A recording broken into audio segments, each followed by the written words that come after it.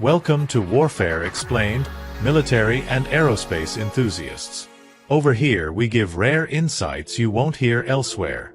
Today's topic is a new Iranian combat drone based on the Shahed 181, reportedly named Shahed 197, based on US RQ-170 technology.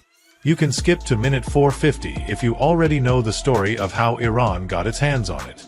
In late 2011, Iran succeeded in capturing one of the most advanced drones of its time, the US RQ-170 Sentinel.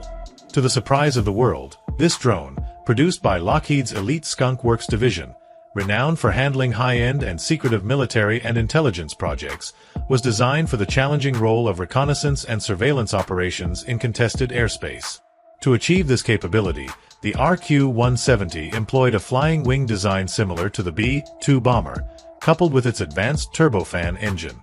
This design allowed the drone to fly at comparatively high altitudes while being difficult to detect. Its low observable shape characteristics were enhanced by extensive use of radar-absorbing materials and structures. By the 2010s, US designers were aware that some of their adversaries had developed capabilities to detect even its most advanced stealth designs. As a result, the RQ-170 was also designed to be a relatively low-cost asset, making its loss in combat more acceptable. The RQ-170 could operate undetected in the airspace of most countries, providing valuable intelligence, such as during the operation to assassinate Osama bin Laden in Pakistan. However, Iran, viewing the United States as its primary adversary, had taken significant efforts to counter low-observable US aircraft. Despite this, in 2011, US decision-makers deemed it feasible to conduct a reconnaissance mission over Iranian airspace from Afghanistan, believing that Iran's eastern regions were sufficiently low protected to slip through. Hence, the RQ-170 took off from Kandahar, Afghanistan, and headed towards Iranian airspace. As a global superpower, the United States utilized space-based electronic intelligence, ELINT, to detect radar emissions and locate ground radar positions and observe activity. Additionally, assets like the RQ-4 Global Hawk provided airborne ELINT and standoff synthetic aperture radar data of ground activity. These tools gave US planners a detailed electronic order of battle and confidence that Iran lacked the necessary radar coverage in the region where the RQ-170 would intrude. Even if Iran could detect the RQ-170, it was believed that they lacked an air defense system within range and capable of successfully engaging the high-flying, low-RCS drone. The precise details of how Iran managed to capture the RQ-170 nearly intact remain unclear. However, the most plausible scenario involves Iranian sensors detecting previous RQ-170 activity near or inside its airspace and setting an ambush. This likely involved an electronic warfare operation that jammed the drone's satellite data link and employed GPS spoofing to lower its altitude, causing it to crash land in a suitable plain area. This successful operation provided Iran with access to the then state-of-the-art RQ-170 made by Lockheed Martin's Skunk Works division. Despite interest from global aerospace players like Russia and China, Iran chose not to share the captured drone. Instead, they used the captured technology to advance their own aerospace and drone capabilities, which were still in unsophisticated stages in the early 2010s. The IRGC Aerospace Force-affiliated Shahed Industries undertook the task of reverse engineering the captured RQ-170 drone under the project name Shahed 171. However, it was evident from the start that, given Iran's potential adversaries, particularly the United States, even a successful one-to-one replication of the RQ-170 would have limited survivability in a high-intensity conflict. Although the drone could exploit vulnerabilities in an opponent's integrated air defense system when provided with a high-quality electronic battlespace map, it would still be vulnerable to airborne high-power radars and thermal sensors. Moreover, the drone's advanced and comparatively costly components, such as the FJ-33 turbofan engine, were beyond Iran's immediate capability to reverse engineer. Consequently, the reverse engineering effort was divided into three distinct variants. The Shahed 181, based Shahed 197, is worldwide unique in its class, tailored to meet Iran-specific requirements. Its predecessor, the Shahed 181, was able to reach Iran's main regional adversary, Israel, when taking off directly from Iran. This was made possible by its flying wing aerodynamic design combined with a Wankel engine driving a push propeller. Despite being small and slow, the Shahed 181 could carry several guided miniature bombs over a range of 1,150 kilometers, a distance many modern fighter bombers struggle to achieve.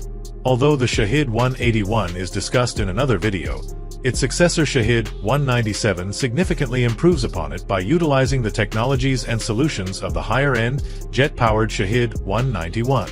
The primary goal of the Shahed 197 project was to mitigate the kinematic limitations of its predecessor, especially its slow speed and limited flight altitude.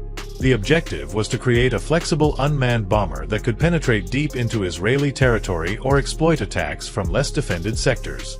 It would then deploy low-cost miniature bombs at standoff distances to attack tactical, even moving targets. This required a communication link robust enough to withstand electronic warfare, enabling the operator to maintain real-time connection with the drone for target selection and weapon deployment via the man-in-the-loop concept. To ensure its survival against an advanced adversary like Israel, Shahed 197 incorporates several key features. The drone is physically small and follows a flying wing layout, drawing its technological roots from the US RQ-170 Sentinel. Unlike its predecessor, Shahed 197 carries its weapons inside internal bays to reduce its radar cross-section. It also needs to achieve a high flight altitude to release unpowered glide weapons from a high position that maximizes their range. To this end, new miniature guided bombs with higher lift-to-drag ratio have been developed to extend their glide range. Interestingly, also Switchblade-type drones have been shown as payload of the Shahed 197, both extending the weapon range to up to an estimated 80 kilometers, limited by the data link connection, as well as having low thermal and noise signature. While this mini one-way attack drone payload is slow and its data link prone to jamming, it's an ideal weapon for surprise attacks. In addition to these advancements, the Shahed 197 further improves radar cross-section reduction measures.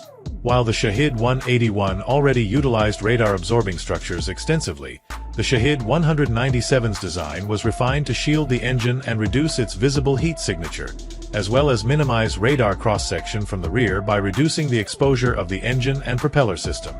For improved efficiency, reliability, and reduced maintenance, the multi-rotor Wankel engine of the Shahed 181 was replaced with the Austrian-designed Rotax 912 piston boxer engine or its Iranian copy. As a tactical weapon, the sortie rate and overall cost per sortie were critical metrics that needed to be optimized for sustained tactical operations during prolonged conflicts. The Rotax engine, with its low maintenance requirements and higher reliability, proved ideal. Its additional power, combined with internally carried weapons reducing drag, allows the Shahed 197 to reach the high altitudes necessary for more effective deployment of unpowered glide weapons. In operational practice, the Shahed 197 carries two miniature glide bombs equipped with infrared or optical seekers, each with an estimated range of around 40 kilometers. The drone can fly for several hours to reach its maximum range while maintaining a safe distance from the immediate front line thanks to its 40 kilometers standoff weapons. Typically, the bombs employ a man-in-the-loop function via a communication link to the Shahed 197.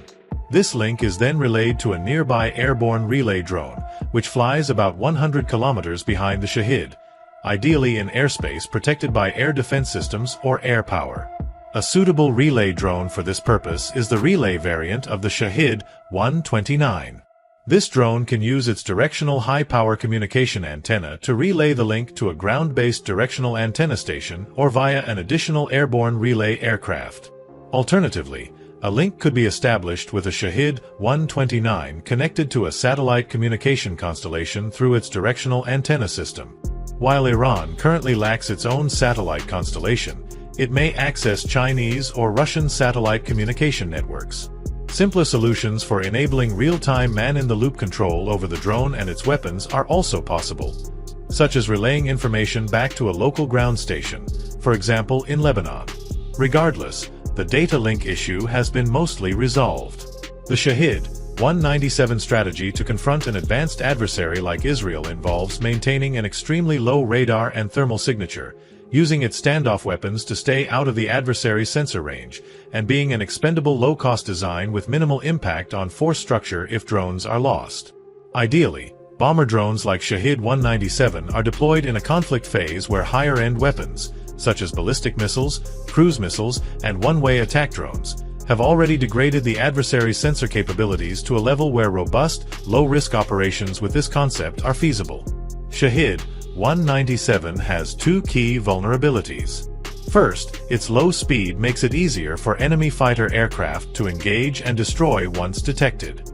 Second, its satellite navigation system used for long-duration cruise to its maximum range can be jammed or spoofed if the intensity is high enough. Iran has mitigated this with CRPA systems featuring multiple antennas to nullify jamming directions and receive signals from the desired navigation satellites. However, sufficiently advanced and intensive jamming and spoofing could still pose a threat.